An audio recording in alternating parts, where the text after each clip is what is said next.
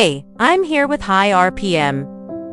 USA Today, we are going to bring you an all never repeated, deeply emotional, 100% human-tuned American English story.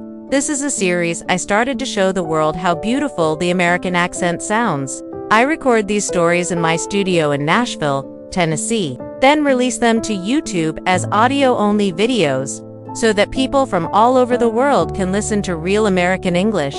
I read these stories in my most natural conversational voice, which for me is an American English accent. You can think of this as sort of like a bedtime story for adults. So let's get right into today's story. In the heart of Brooksville, Tennessee, a small town known for its quiet streets and friendly faces, stood a massive oak tree in Herod Square, its branches reaching wide over the old brick walkway and the faded benches beneath. For generations, this oak tree had been the town's meeting place, hosting picnics, summer fairs, and quiet conversations at sunset. Martha Lewis, 68, who had lived in Brooksville her entire life, often sat under the tree, reading or knitting, remembering how her late husband, Robert, proposed to her under its branches during a town festival 45 years ago. One crisp autumn morning, Martha noticed the tree's leaves turning brown too early. The once strong branches seemed to sag as if weighed down by exhaustion. She called over Kevin, 42, the town handyman, to take a look at the tree, and he shook his head. "It's sick, Ms. Martha.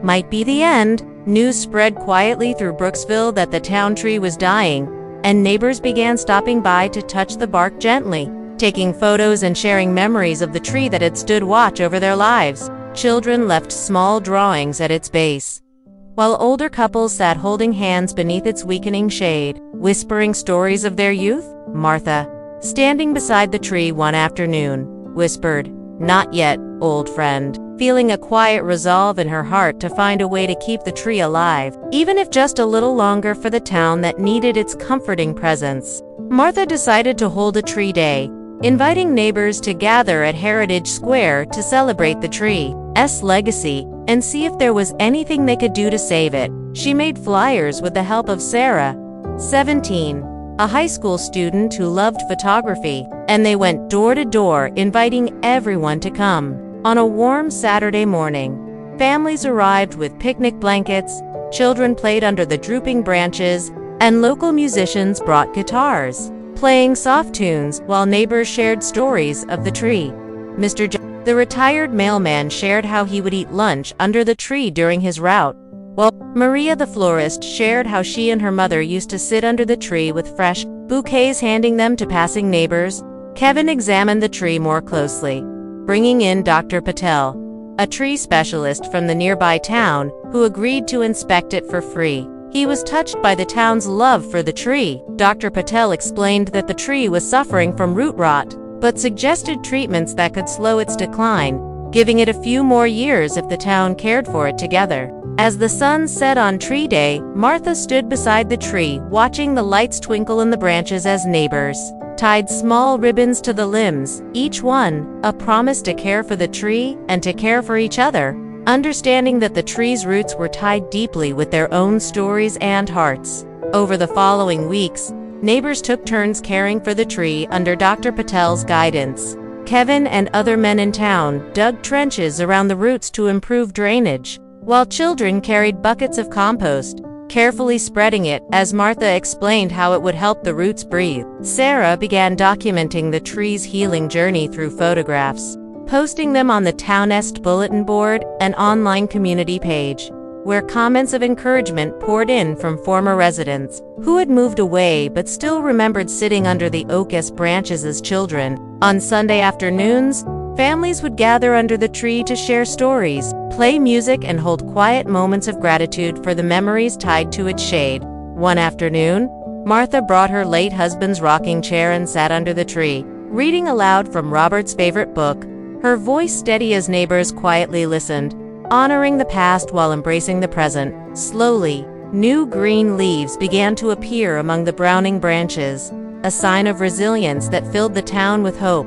it became clear that while the tree might not live forever, the love and care it inspired in the town would last, showing that sometimes even a tree could teach a community how to grow closer, how to care for something together, and how to keep memories alive through action. As summer approached, the town planned a Light the Tree evening to celebrate the oak's recovery and the community.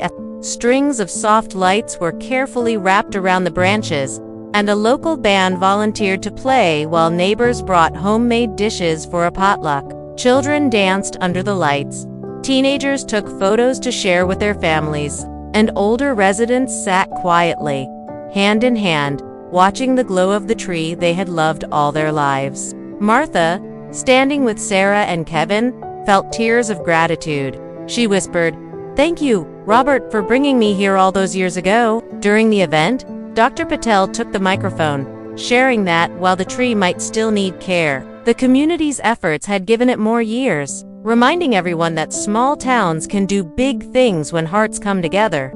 As the night sky deepened, neighbors sang softly under the glow, the warm lights reflecting in their eyes, a symbol that even in a world that moves fast, kindness and connection could grow strong when rooted in love. When the last song ended, Martha placed her hand on the tree's rough bark, whispering, "We're still here." The oak tree, standing tall under the starry Tennessee sky, had become more than just a tree again. It was a symbol of hope, resilience, and the quiet power of community, proving that caring for something together could heal hearts, mend loneliness, and remind a small American town that love like roots could hold strong through every season. Alright, that was today's story. If you enjoyed this video, I ask that you hit the like button. If you really enjoyed it, please subscribe because that will help me to grow. Also, remember that you can follow me on social media. Thank you so much for watching. Until next time, I wish you nothing but the best. See ya!